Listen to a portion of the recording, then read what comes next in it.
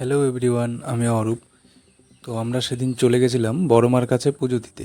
তো সকাল সকাল ঘুম থেকে উঠে স্নান করে রেডি হয়ে নিলাম। সবার প্রথমে রেডি হয়ে নেওয়ার পর ঘরের বাইরে পাখিগুলোকে কিছু বিস্কুট খেতে দিলাম। ওরা এই বিস্কুটগুলো খেতে খুবই পছন্দ করে।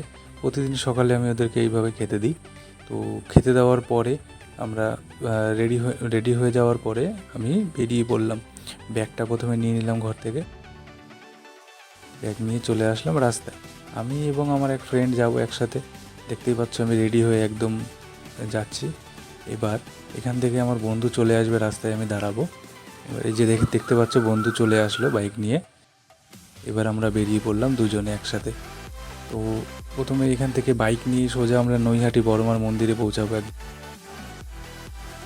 তো সবার প্রথম আমাদেরকে মিষ্টি নিয়ে নিতে হবে। আমরা মিষ্টি নিইনি। তো একটা জায়গায় দাঁড়িয়ে দোকান থেকে আমরা প্রথমে মিষ্টি নিয়ে নেব। 5 রকমের মিষ্টি আমরা নিয়ে নিয়েছি প্যাকেটে করে। তো আবার আমরা জার্নিটা কন্টিনিউ করলাম। রাস্তায় কিন্তু প্রচণ্ড রোদ ছিল, কারণ আমরা দেরি করে বেরিয়েছিলাম একটু। আর প্রচণ্ড গরম, কারণ এখন যেভাবে গরম পড়ছে তোমরা জানো।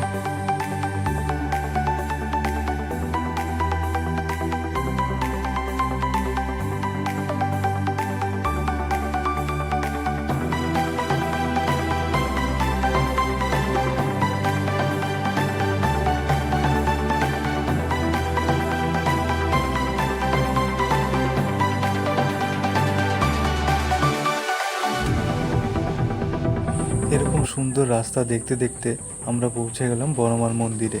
তো দেখতেই পাচ্ছ সেদিন শনিবার হওয়ার কারণে প্রচুর ভিড় ছিল।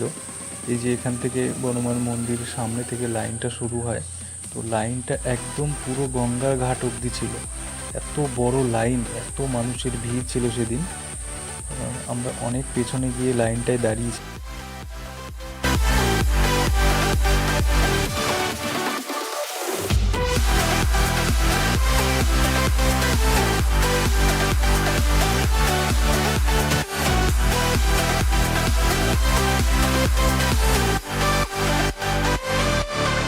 তো আমরা ভেবেছিলাম যে গঙ্গার ঘাট পর্যন্ত লাইনটা আছে, কিন্তু না, আরও সেটা পার করে অনেকটা পেছনে যাওয়ার পরে আমরা ফাইনালি গিয়ে লাইনটায় দাঁড়ালাম।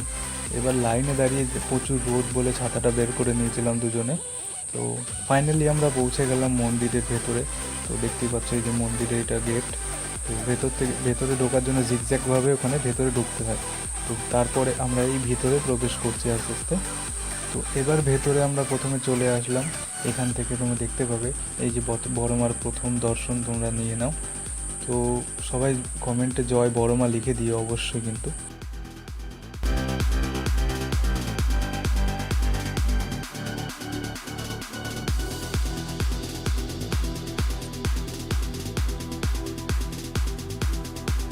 তো ফাইনালি পুজো দেওয়ার পরে আমরা ওখান থেকে মন্দির চত্বর থেকে বেরিয়ে চলে আসলাম কাছাকাছি একটা গঙ্গার ঘাটে। তো এই গঙ্গার ঘাটটা দেখতেই পাচ্ছ পুরোপুরি খোলামেলা একদম ঘাট। এখানে একটা লঞ্চও যাচ্ছে। তো আমরা প্রথমে এখানে কিছুক্ষণ বসে হাওয়া খেয়ে নিলাম। তারপরে চলে আসলাম গঙ্গার ঘাটের পাশেই একটা পেট মার্কেটে। তো এখানে বিভিন্ন ধরনের পাখি, মাছ, তো এগুলো বিক্রি হচ্ছিলো। তো আমি একটু ঘুরে ওখানে দেখলাম জায়গাটা। বেশি বড় নয়, অল্প ছোট একটা মার্কেট বসেছিল। তো মাছের খাবার, মাছ, বিভিন্ন পাখির বিভিন্ন খাঁচা, তারপরে খাবার, এগুলো বিক্রি হচ্ছিল। এছাড়া বিভিন্ন ছোট ছোট পাপিও ছিল। তারপরে আমরা বেরিয়ে পড়লাম বাড়ির উদ্দেশ্যে। তো থ্যাংক ইউ সবাইকে ভিডিওটা লাস্ট পর্যন্ত দেখার জন্য।